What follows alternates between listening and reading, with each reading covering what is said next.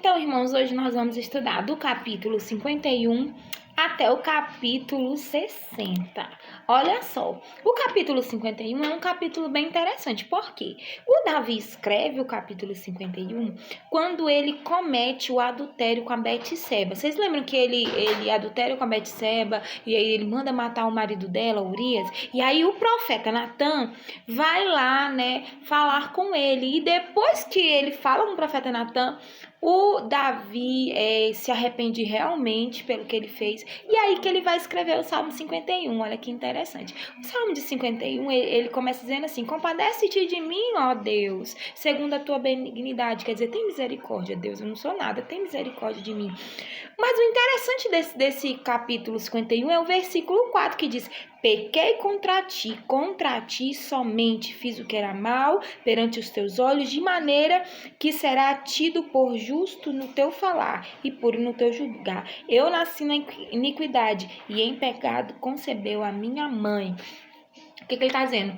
Eu pequei, Senhor, eu pequei contra ti, somente eu pequei contra ti. Ele estava dizendo que ele não estava colocando a culpa em ninguém, irmãos. O problema do pecado é que a gente peca e a gente fica querendo achar alternativas, querendo achar pessoas para que a gente possa culpar. Ah, Jesus, eu pequei porque fulano de tal me fez pecar, porque eu fui enganado. Não, ele disse: eu pequei contra ti, somente eu pequei contra ti. Olha só, o interessante do Davi, uma das características que fazia ele um homem segundo o coração de Deus, é que ele assumia a responsabilidade do pecado dele. Diz: olha, o meu pecado não foi a Betseba, não foi Urias, eu pequei contra eles, mas primeiramente eu pequei contra ti, a culpa é toda minha. É isso que ele estava dizendo para Deus.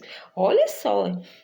E ele diz: eu nasci na iniquidade e no pecado concebeu a minha mãe. Nós já até fizemos algo sobre a história de Davi, que quando a gente viu, né, que provavelmente Davi foi fruto de um adultério. Por isso que ele diz: em pecado gerou a minha mãe. Então, olha só, ele estava dizendo, estava confessando o pecado dele perante o Senhor. E aí, olha só, no 10 ele diz assim: cria em mim, ó Deus. Apesar de todo o meu pecado, eu me arrependo e cria em mim, ó Deus, um coração puro. Renova dentro de mim um espírito inabalável. Não me repulses da tua presença e nem te retires o teu Espírito Santo. Jesus, olha só, eu pequei, eu estou aqui, eu confesso meu pecado, não tira o teu Espírito Santo da minha vida, porque ele sabia que o Espírito Santo era a coisa mais importante que ele tinha. Olha só, cria em mim um coração puro, tira esse coração sujo, Deus, da minha vida,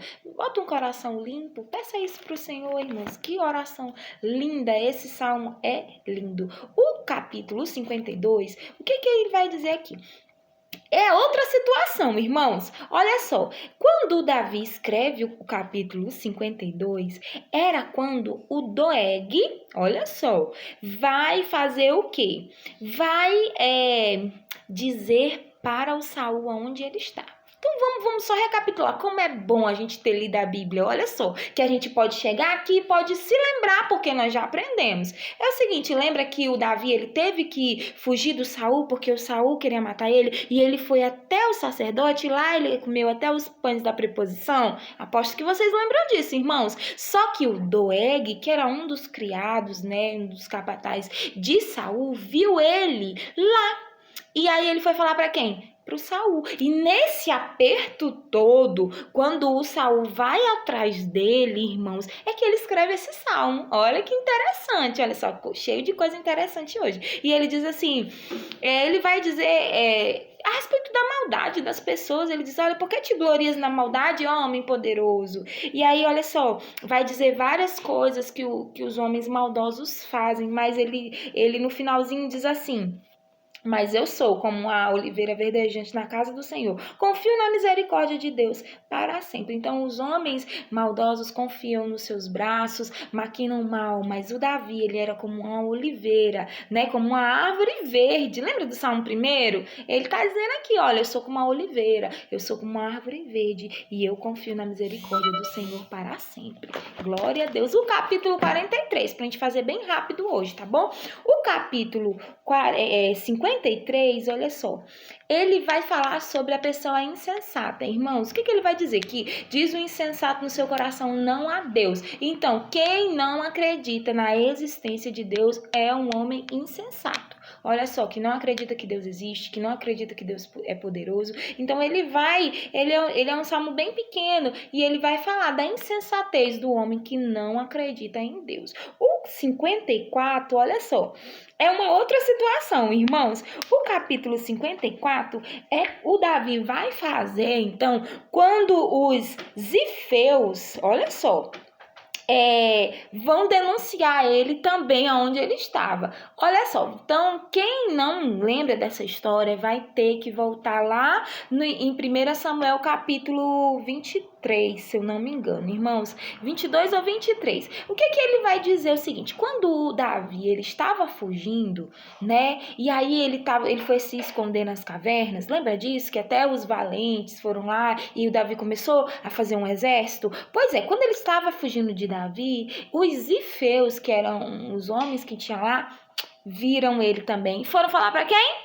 Foram falar para o Saul. E foi aí que ele escreveu o capítulo 54. E sabe o que ele vai dizer? Ele tá tão aperreado, irmãos, que ele vai dizer assim: salva-me, Deus, pelo teu nome, faz-me justiça pelo teu poder. Olha só. Porque eu sei que tu és o meu ajudador, o Senhor é quem me sustenta com vida. Quem nos mantém em vida é Deus, irmãos. Pois me livrou de todas as tribulações e os meus olhos se enchem com as ruínas do meu inimigo. A vitória era de Davi, porque o Senhor era com ele e o Senhor livrava ele de todos os inimigos, assim como ele livra a minha alma e a sua alma das mãos do inferno, irmãos. E para terminar, o capítulo 55, irmãos, o capítulo 55, o que vai acontecer aqui? O Davi, ele vai derramar toda a sua tristeza diante do Senhor, irmãos. Então, aqui, na verdade, é uma oração muito bonita, que uma parte bem interessante que eu achei foi que ele diz assim: confia os teus cuidados ao Senhor e ele te sustentará. Jamais permitirá que o justo seja abalado. E assim nós terminamos os capítulos de hoje. Amém.